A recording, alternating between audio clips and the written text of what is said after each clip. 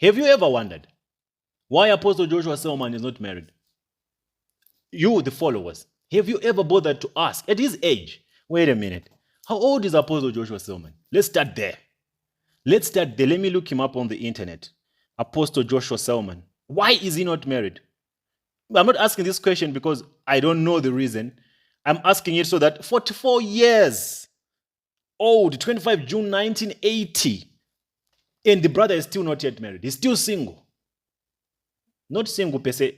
If you are engaged to someone for more than 5 years, then you are single, my brother.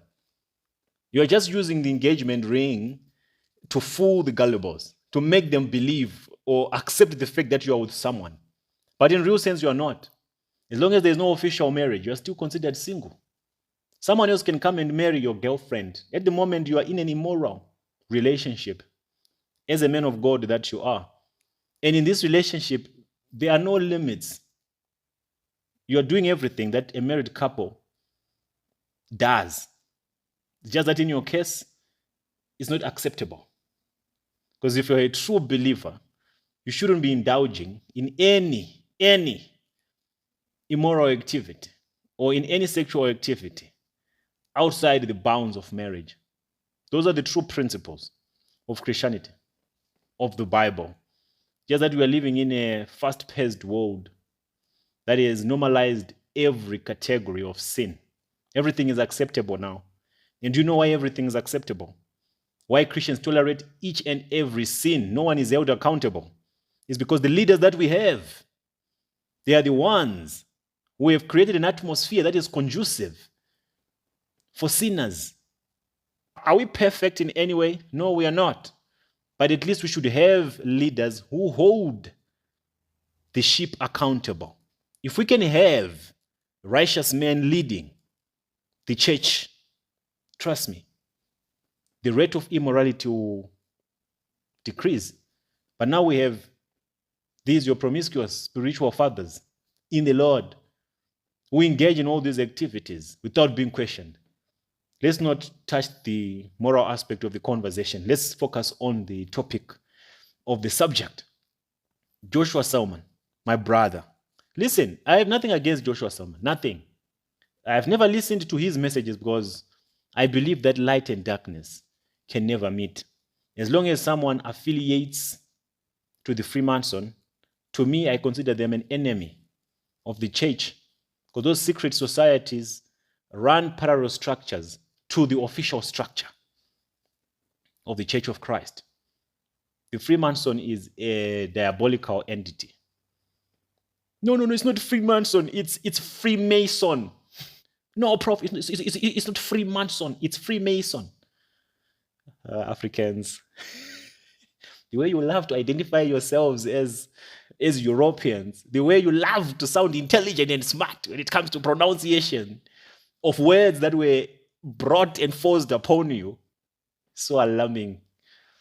You're an African, my sister, my brother. It's Freemason. Let's call it Freemason. Freemason, you do those things when you're doing the rituals.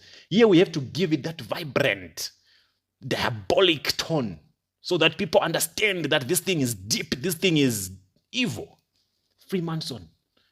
You can be fans and call it Freemason. Yeah, it's up to you. Me, I'll call it Freemason. So yes, his affiliation to Freemason is still something that is not being accepted by his followers. But I told you, and I keep telling you, and I keep repeating the very same thing that I've been saying. These cults, or the covenants that your spiritual fathers are made to sign up for, they come with terms and conditions. Anything that the devil gives you, it comes at a cost. Nothing comes for free.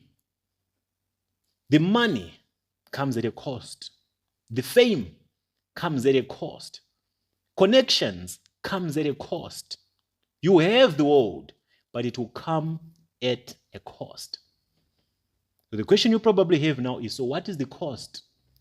And how is this related to Apostle Joshua Selman being single? What forms the foundation of these cults is sacrifice.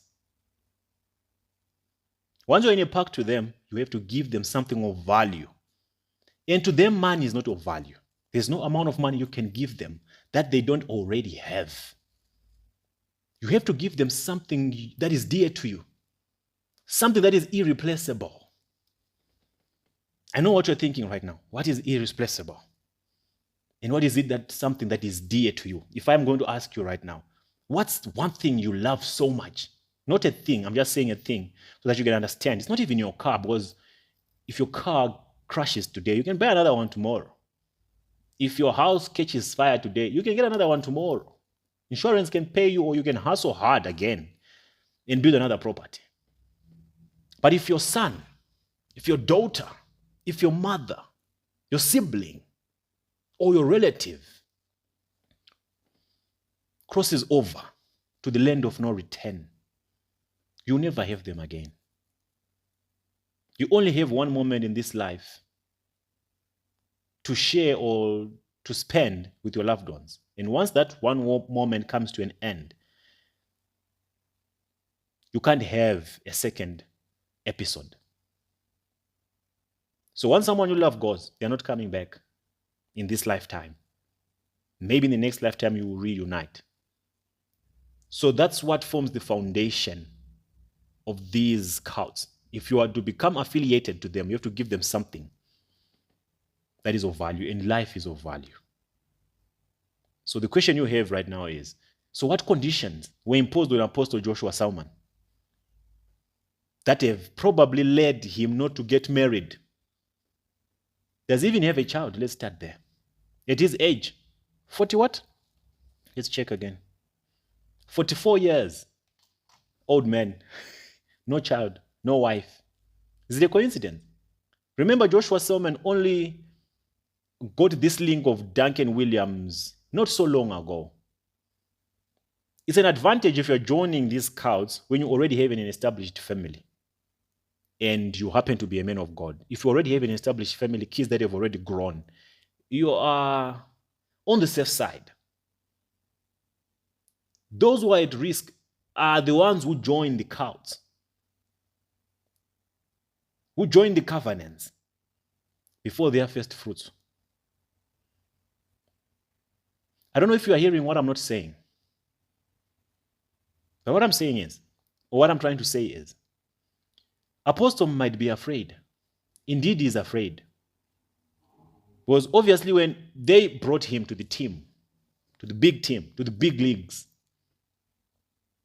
they asked him all those questions. Okay, who do you love the most? Who's the closest thing to your life? It can be your mother, it can be your brother, it can be your sister, it can be anyone, your sibling. And they'll ask you, do you have a child? No, not yet. And they'll tell you, okay, as you are becoming part of this covenant, you must know that the first fruit belongs to the gods. The concept of first fruits, when they implement it in church and they make it all about money, that's why they will even tell you that bring all your salary, bring all your money, your entire January salary, bring it as a first seed. They call it first fruit. Bring it as a first fruit. It belongs to the pastor. The first fruit belongs to the pastor. There are in so many shrines, their members in January, they submit all their salaries. They don't take nothing. They give it all to the men of God. And they'll have to borrow for February so that they can sustain themselves. They are constantly in debt because the first fruit goes to the men of God. So in the case of a young, vibrant, promising, with potential man of God joins these secret occultic systems before they have children or they've beared children, their first fruit will have to go to the godfathers. I don't want to go too deep because it's the people that are affiliated to these networks. It's not only your spiritual fathers, not only your pastors and whatnot. They are businessmen as well who do these rituals. Some you will see them having these big businesses and you can't trace those businesses. If they die today, those businesses will never stand. How many businessmen that you have known in your communities who were so rich before they passed away, but when they passed away, everything that they had disappeared with them, everything. There are some that are even, that you even know right now. You don't know what they do for a living. All you know is they are rich. If you are to ask them, what do you do for a living? Themselves, they don't even know what they're doing for a living, but they are filthy rich. They drive the top end vehicles, exotic cars, live in huge houses, in mansions. They're always on vacations. But they can't put a finger on what is it exactly that they do. This subject is very broad. And if we are to come back to Apostle Joshua Selman and the reason why he's not married. Okay, you know what? If you really want to know the reason, go and subscribe. Some information is not good for the general public. It's meant for a selected few. So you know what to do. Go and subscribe and we'll share the information. But I've given you hints already. They are captured. And one thing that I must leave you with is